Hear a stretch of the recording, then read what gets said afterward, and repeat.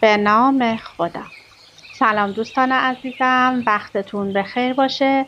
پادکست صدای سکوت امروز رو با کتابی زیبا و جذاب شروع می‌کنیم. خاطرات یک ابله سیاسی، زندگی عادی در بلگراد، نوشته یاسمینا تشانویچ هستش و ترجمه رازیه خوشنود. این کتاب رو در سال 1400 نشر ماهی در تهران چاپ کرده. موضوعش جنگ کوزوو هستش، روزنامه نگاران، صربستان، خاطرات و بمباران هوایی و بلگراد. لطفاً با من همراه باشید تا این کتاب رو با همدیگه کشفش کنیم. هر کتابی به یک خواننده آرمانی نیاز دارد. خواننده آرمانی من استفانی داموف بود. تقدیم به پاره‌های تنم، رها و مهدی، آن دو گنجشک کوچک لرزان در شب‌های سیاه بمباران. این کتاب خیلی متناسب این روزهای حال و هوای ایرانیان هستش. سخن ناشر انگلیسی. لطفاً با من همراه باشید تا این کتاب زیبا رو با همدیگه ورق بزنیم. ساعتی پس از شروع حمله هوایی ناتو به یوگسلاوی، یکی از دوستان یاسمینا تشانویچ از سوئد ایمیلی به او زد و حالش را پرسید. یاسمینا که فرصت سرخاراندن نداشت، به جای جواب بخش‌هایی از خاطرات روزانه‌اش را برای او فرستاد. این دوست نویسنده آنا والدز خاطرات یاسمینا را در وبسایت مجله‌ای که برایش می‌نوشت منتشر کرد. خاطرات یاسمینا بدون اطلاع خودش ظرف یک هفته به چندین زبان ترجمه و بدون ذکر نام نویسنده در 50 وبسایت مختلف بازنشر شد و از طریق ایمیل در سراسر دنیا دست به دست چرخید. وقتی دوستی از لندن بریده‌ای از خاطرات یاسمینا را برای خود او فرستاد، یاسمینا با خودش گفت این زن دقیقاً مثل من می‌نویسد. باور نمی‌کرد که این نوشته خودش است، تا اینکه دوستش رد ایمیل را گرفت و فهمید دور دنیا را زده و در نهایت به دست خود یاسمینا رسیده است. از سوئد به هلند، از هلند به کرواسی، از کرواسی به انگلستان و الی آخر. در این میان یک نفر برای محافظت از یاسمینا نام او را حذف کرده بود.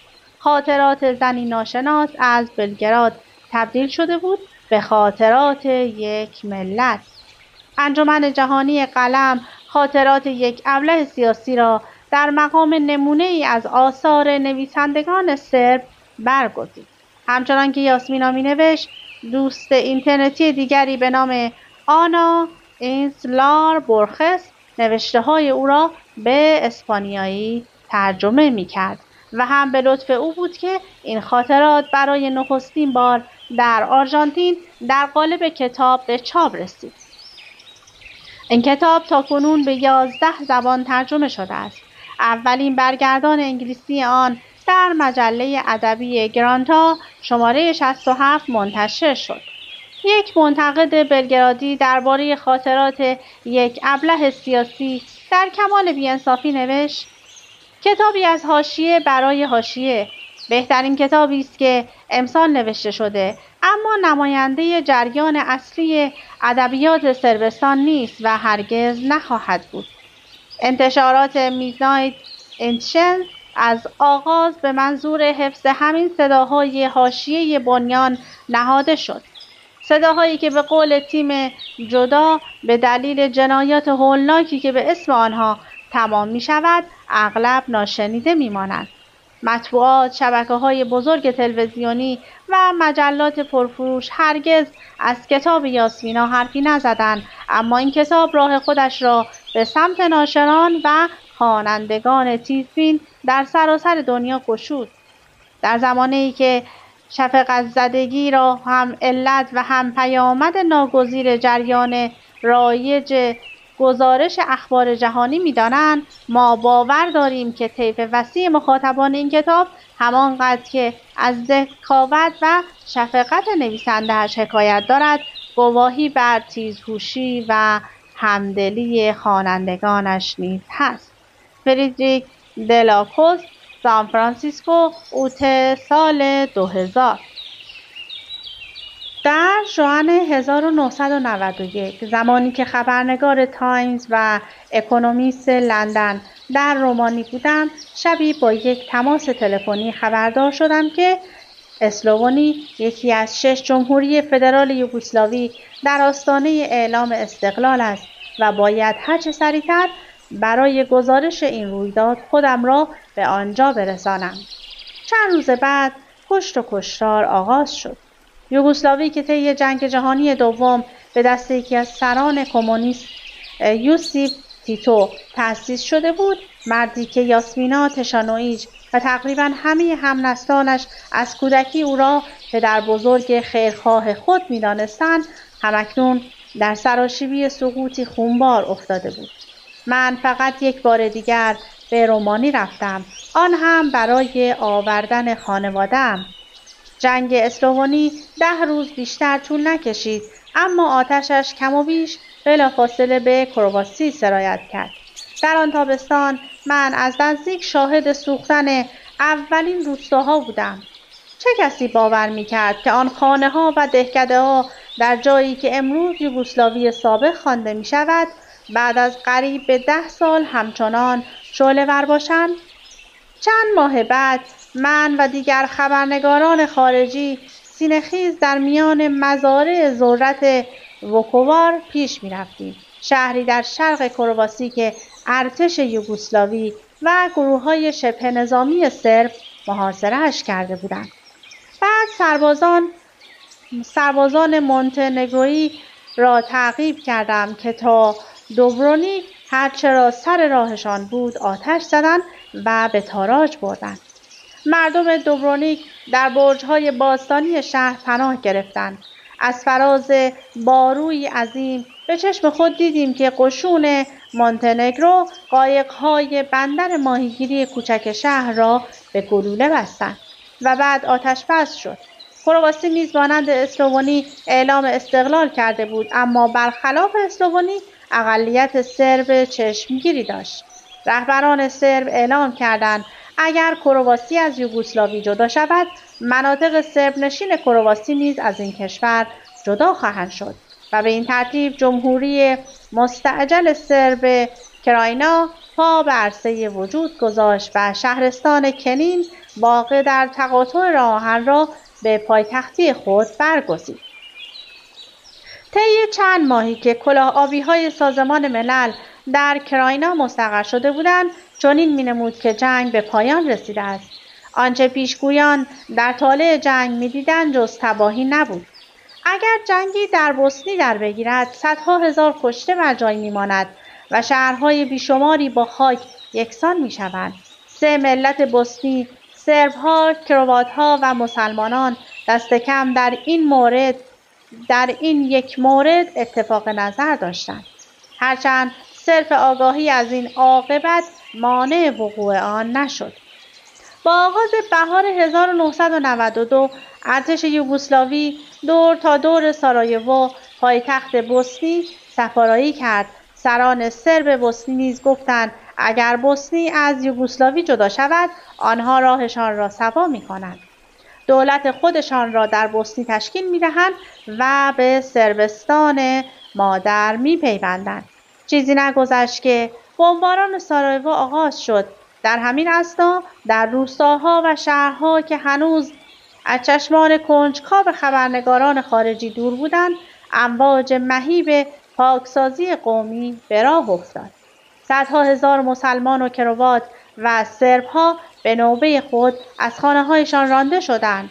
تا همین امروز کسی از شمار دقیق کشتگان خبر ندارد. تا زمستان 1992 آتش جنگ کم و بیش فرو نشست. خطوط جدیدی روی نقشه یوگسلاوی قدیم نقش بست و پرچم سرب از مرز رومانی تا آبهای نیلگون آدریاتیک به اهتزاز درآمد.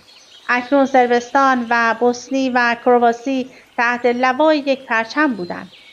کوتاه زمانی چنین می‌نمود که سرب‌ها به رهبری اسلوبودان میلوشویچ در صربستان و رادوان کاراجیچ در بوسنی پیروز میدان هستند.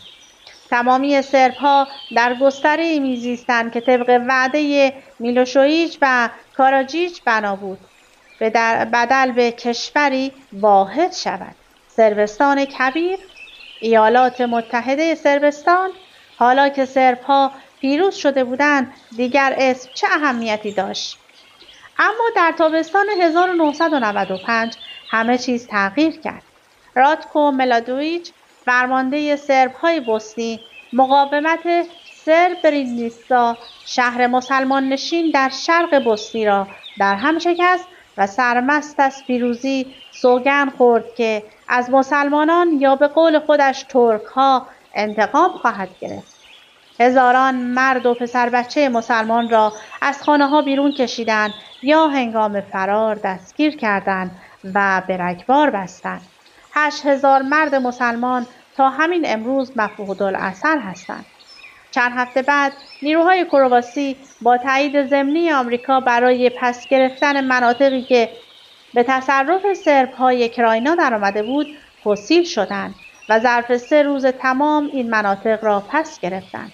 170,000 سرب در دسته‌های عظیم رقت‌انگیز گریختند و در مرز صربستان ناچار شدند با آخرین سکه‌های ته جیبشان عوارض بزرگراه را بپردازند. اکنون حدود 600,000 پناهجوی سرب در خاک صربستان بودند. تا ماه نوامبر همه چیز تمام شده بود. سرب‌های بوسنی تحت فشار حملات هوایی ناتو توافقنامه صلح را که در پایگاه نیروی هوایی امریکا در دیتون اوهایو تنظیم شده بود پذیرفتند و ظرف چند هفته ده‌ها هزار سرباز ناتو و دیگر نیروها برای برقراری صلح به بوسنی سرازیر شدند. البته این پایان قصه نبود. در واقع سرطانی که یوگسلاوی سابق را به نابودی کشاند از استان دورافتاده‌ای در جنوب صربستان به اسم کوزوو شروع شده بود. خیلی ها پیش بینی کردند که این سرطان در همان نقطه ریشه‌کن خواهد شد. نخستین درس بالکان این است که همیشه باید منتظر اتفاقات نامنتظره بود. بسیاری می‌پنداشتند اگر روزی یوگسلاوی به آشوب و خشونت کشیده شود سرچشمه‌اش کوزوو خواهد بود، زیرا اکثریت جمعیتش را آلبانیایی‌هایی تشکیل می‌دادند که از الحاق به صربستان در سال 1912 و الحاق به یوگسلاوی در سالهای 1918 و 1944 ناراضی بودند. اما پیشبینی‌ها درست از آب در نیامد. اکنون همه نگاه‌ها به صربستان بود، کشوری که خودش از جنگ هیچ آسیبی ندیده بود، اما رهبری به نام میلوشویچ داشت که بسیاری او را مهمترین عامل نزاع در یوگسلاوی سابق می‌دانستند. جو عمومی صربستان در چند سال اخیر عوض شده بود، اما نباید از یاد ببریم که نفوذ میلوشویچ در اکثر رسانه‌ها نقش پررنگی در فریب مردمش داشت. در سال 1992 که سرب‌ها به کرواسی حمله کردند، عمده برنامه‌های تلویزیونی مستندهایی بود درباره حزب کروات استاشته و قتل صدها هزار سرب در کرواسی و بوسنی به دست عوامل این حزب. تلویزیون مدام جار می‌زد که استاشه‌ها برگشتند. آلمانی‌ها به بنادر ما در آدریاتیک چشم طمع دوختند. روشنفکران نیز این هوشیگری‌های نخنما شده تلویزیون دولتی صربستان را توتیوار تکرار می‌کردند. در دوران جنگ بوسنی ملت سرب را با این پیام می‌فریفتند که آنها در برابر ارتشی شیطانی ایستاده‌اند و از خود دفاع می‌کنند. ارتشی متشکل از کینه‌توزان واتیکان، اتریش، مجارستان و همچنین مسلمانان. مقاومت در برابر این تبلیغات چنان سخت بود که برخی سیاستمداران به گلایه می‌گفتند ای کاش سرب‌ها به جای تلویزیون کمی عقل داشتند. در بسیاری از خانواده‌ها شکاف نسلی چنان دهان گشود که اختلاف سلیقه‌ها به خصومت انجامید. همان گونه که یاسمین تشانویژ می‌نویسد، نسل گذشته که در مکتب فرمانبرداری کمونیسم پرورش یافته بود، اکنون فرزندان خود را خائن می‌پنداشت. علت این دشمنی در اغلب خانواده‌ها مانند خانواده خود یاسمینا نه انکار کمونیسم از سوی نسل جوان، بلکه پس زدن و گاهی تقبیح شکل جهش یافته کمونیسم یعنی ملیگرایی یا به تعبیر یاسمینا فاشیسم بود. همنسلان پدر و مادر یاسمینا نمی‌توانستند بپذیرند که یا خودشان عمری فریب خورده‌اند و شعار برادری و اتحاد یوگسلاوی از آغاز یاوه‌ای بیش نبوده، یا فرزندانی بار آوردند که به جای سرسپردگی در برابر رهبرانشان ایستادند و آنها را فرصت طلبانی متوهم می‌دانند که صرفاً به قدرت می‌اندیشند، نه به سرنوشت مردم. با این همه کسانی هم بودند هرچند انگشت شمار که سر نترس داشتند و فعالانه در برابر تبلیغات دولت مقاومت می‌کردند. از جمله یاسمینا و دوستانش. گروه‌های شکل گرفته حول محور مجله ورمه، شبکه رادیویی 92، گروه معترض زنان سیاه‌پوش که یاسمینا عضوش بود و تک و توک سازمان‌های غیردولتی که یا اخبار واقعی را به گوش مردم می‌رساندند یا می‌کوشیدند مردم را به مخالفت با جنگ فرا بخوانند. افسوس که تلاش‌هایشان دست کم در مورد دوم به جایی نرسید. آحاد مردم به دو دلیل مخالفتی با جنگ نداشتند. اولا سرب‌ها معتقد بودند، یا بهتر است بگوییم متقاعد شده بودند، که هر کاری به اسم آنها انجام می شود صرفاً با هدف دفاع از حقوق قوم سرب است. از فجایع سارایوو گرفته تا سربرینیتسا. ثانیاً حالا که در آستانه پیروزی بودند چرا باید پا پس می کشیدند؟ وقتی آتش جنگ به سمت سرب‌ها برگشت، وقتی جنگ پایان نگرفت و زندگی در صربستان دشوار شد، مردم به جای اینکه با جنگ مخالفت کنند به انزوای خود پناه بردند. دیگر نمی‌خواستند بدانند در کرواسی و بوسنی چه می‌گذرد.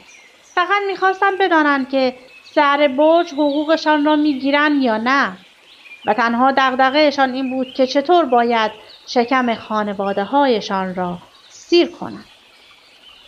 تورم از همان نقطه‌ای که متوقف شده بود با شتابی دوچندان اوج گرفت.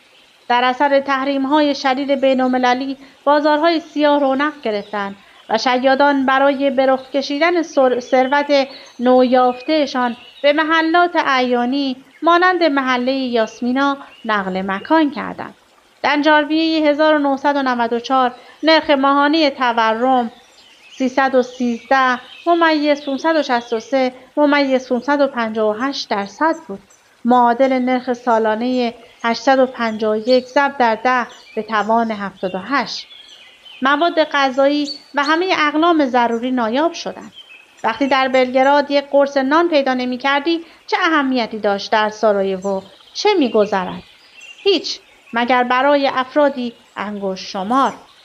سرانجام تورم لجام گسیخته مهار شد. جنگ در بوسنی به پایان رسید و امید درخشیدن گرفت. همچنان که صربستان رفته رفته به شرایط عادی باز میگشت، صدها هزار نفر در اعتراض به تقلب در انتخابات نوامبر 1996 به خیابان‌ها آمدند. برای نخستین بار در بسیاری از شهرستان‌ها و شهرهای بزرگ از جمله بلگراد اکثریت آرا با جناح مخالف بود. این موضوع هنگام شمارش آرا محرز بود، اما باز هم میلوشویچ و متحدانش را برنده انتخابات اعلام کردند. جمعیت معترض پرچم‌های امریکا و انگلستان را تکان می‌دادند. به نظر می‌آمد آینده‌ای مانند اروپا و غرب برای خود متصور هستند. معترضان 88 روز هر شامگاه در خیابان‌های بلگراد و دیگر شهرها راهپیمایی کردند. سرانجام پیروز شدند و جناح مخالف در شهرهایی که بیشترین رأی را آورده بود رسما به قدرت رسید. ائتلاف مخالفان پای صدها هزار سرب عمدتاً جوان از طبقه متوسط را به خیابان‌ها کشانده بود. جوانانی که به چیزی کمتر از پس گرفتن آیندهشان راضی نبودند. اما این ائتلاف پس از پیروزی از میان رفت و جناح مخالف در به زیر کشیدن میلوشویچ از مسند قدرت ناکام ماند. دو رهبر اصلی مخالفان ووگ دراشکویچ و زوران جینجیچ دیگر نتوانستند خصومت‌هایشان را مهار کنند و در برابر ترفند ماهرانه و موفقیت‌آمیز تفرقه بینداز و حکومت کن میلوشویچ از پای درآمدند. 15 ژوئیه 1997 رئیس جمهور صربستان کرسی قبلی خود را با ریاست جمهوری یوگسلاوی تاق زد. کشوری که در آن زمان فقط صربستان و مونتنگرو را در بر می‌گرفت. مونتنگرو کوچک با نارضایتی‌های روزافزون. فروپاشی جناح مخالف برای شهروندان عادی سرب ضربه مهلکی به حساب می‌آمد. 6-7 سالی میشد که جنگ، تحریم‌ها و انزوا زندگی عادی را به حالت تعلیق برآورده بود. سرب‌های طبقه متوسط مانند یاسمینا و همقطارانش عملاً هیچ منبع درآمدی نداشتند. کسانی که زمانی راحت و بی‌دردسر همچون دیگر اروپاییان به سفرهای خارجی می‌رفتند، ناگهان بدون پول و ویزا در کشورشان حبس شده بودند. بیزاری گسترده از سرب‌ها نیز به این انزوا دامن می‌زد. اکنون همه دنیا سرب‌ها را به چشم آدمکش‌های دیوانه می‌دید و نه شهروندانی عادی که خود در چنگ حکومتی قدرت طلب گرفتارند که صرفاً به بقای خودش می‌اندیشد. چاره چه بود؟ اکثر مردم چاره‌ای جز سوختن و ساختن نداشتند، اما صدها هزار نفر از جمله بسیاری از بهترین و مستعدترین شهروندان سرب جلای وطن کردند. هزاران مرد جوان مهاجرت کردند چون نمی‌خواستند در جبهه ظلم بجنگند. خیلی ها دیگر رفتند چون در سرزمینی که مغصوب اروپا شده بود هیچ آینده‌ای نداشتند. همکنون بسیاری از بهترین دانشمندان، مهندسان و سایر متخصصان سرب ساکن تورنتو یا لندن هستند یا در 4 گوشه جهان پراکنده‌اند. در حالی که سرب‌ها دلواپس آینده‌ای نامعلوم مشغول بحث و جدل بودند، رفته رفته بسیاریشان گوش خود را به روی جریان بیپایان خبرهای بد درباره کشورشان بستند. همان گونه که یاسمینا به درستی اشاره می‌کند، مردم بی‌تفاوت شدند. اهمیت خاطرات یاسمینا درست به همین دلیل است. خواننده غربی که مانند یاسمینا تحصیل کرده و آزادیخواه و روشنفکر است، برای اولین بار می‌تواند ذهنیت مردم گرفتار در موقعیتی هولناک را درک کند. برای خارجی‌ها قضاوت کردن آسان است، اما جواب این سوال آسان نیست که اگر خودت سرب بودی چگونه عمل می‌کردی؟ در سالهای پس از مذاکرات دیتون فقط سرب‌ها نگران آینده خود نبودند. آلبانیایی‌های کوزوو که برخلاف میلشان هنوز شهروند کشور صربستان به شمار می‌آمدند، حالا با انتخابی بنیادین مواجه بودند. آنها پس از سالها مقاومت انفعالی به هیچ نتیجه‌ای نرسیده بودند. کوزوو به خاطر کلیساها و صومعه‌های قرون وسطایی‌اش برای سرب‌ها سرزمینی مقدس است. اما اکنون برخلاف قرون وسطا اکثریت قریب به اتفاق جمعیتش آلبانیایی تبار هستند. مردمان غیر اسلوف که احساس می‌کردند در یوگسلاوی یا همان سرزمین اسلوف‌های جنوبی حبس شدند. وقتی معلوم شد که مقاومت انفعالی بی‌نتیجه است، خشونت طلبانی که یگانه راه رسیدن به آزادی را مبارزه مسلحانه می‌دانستند به میدان آمدند و جنگ چریکی به رهبری ارتش آزادی بخش کوزوو آغاز شد. قدم به قدم اما ثابت قدم. این جنگ در بهار 1998 اوج گرفت و به تدریج داشت به شورشی تمام عیار بدل می‌شد. پلیس صربستان برای سرکوب یک آشوب قریب الوقوع تمام عیار صدها هزار نفر را تعقیب و آواره کوه و کمر کرد. غرب از بیم تکرار فاجعه سربرینیستا یک بار دیگر پا به میدان گذاشت. رهبران غربی که در مواجهه با بحران کرواسی و بوسنی به بی‌تفاوتی و کرختی سیاسی متهم شده بودند، این بار دست به عمل زدند و به طرف‌های مناقشه فشار آوردند تا از طریق مذاکره به راه حلی دیپلماتیک برسند. هرچند میلوشویچ طی یک همه‌پرسی دولتی از مردمش خواسته بود به دخالت خارجی نبگویند، پیشنهاد غرب یک صلح موقت 3 ساله با هدف احیای استقلال سیاسی کوزوو بود که با وساطت نیروهای حافظ صلح ناتو در بوسنی اجرا می‌شد. به رغم تهدید به بمباران از جانب کشورهای ناتو، با نیت فشار بر میلوشویچ برای پذیرفتن توافق، او در نهایت کوتاه نیامد. به گمان بسیاری از سرب‌ها این پیشنهاد از آغاز برای رد شدن طراحی شده بود، اما به باور سیاستمداران آخرین و بهترین فرصت برای صلح بود. در 24 مارس 1999 ناتو بمباران یوگسلاوی را آغاز کرد. دولتمردان غربی با توجه به تجربه سرب‌های بوسنی و مذاکرات دیتون تصور می‌کردند که این عملیات 3 روز یا نهایتاً 1 هفته طول بکشد. میلوشویچ هم به کمک روسیه امید بسته بود و خیال می‌کرد ناتو را شکست می‌دهد. بمباران 78 روز ادامه یافت تا اینکه سرانجام میلوشویچ تسلیم شد. درست همان وقتی که یاسمینا برای گرفتن ویزا و خروج از کشور به هر دری میزد، ما خبرنگاران خارجی برای ورود به یوگسلاوی دست و پا می‌زدیم. عده‌ای موفق شدند، اما به من و دیگر خبرنگارانی که از جنگ‌های کرواسی و بوسنی گزارش تهیه کرده بودیم، در آن 78 روز اجازه ورود ندادند. حتی اگر راه هم می‌دادند، نمی‌توانستم داستان داخلی جنگ را از نگاه شهروندان عادی سرب به تصویر بکشم. انسان‌هایی که به باور من اغلب ما می‌توانیم با آنها همدلی کنیم. همین نظرگاه کمیاب است که از خاطرات یاسمینا سند تاریخی یگانه و ارزشمندی می‌سازد. بمب‌های ناتو طی آن 78 روز جان چند صد غیر نظامی را گرفت. آمار تلفات متفاوت است. همزمان نیروهای سرب 850,000 آلبانیایی را از کوزوو بیرون راندند یا فراری دادند و هزاران نفر را کشتند. این آمار نیز همچنان موضوع مناقشه است. برخی از پناهجویان روزها در بلاتسه، منطقه بی‌طرف میان کوزوو و مقدونیه گیر افتادند. تنها شمار اندکی از سرب‌ها که خود آماج بمب‌های ناتو بودند به سرنوشت آلبانیایی‌ها اهمیت می‌دادند.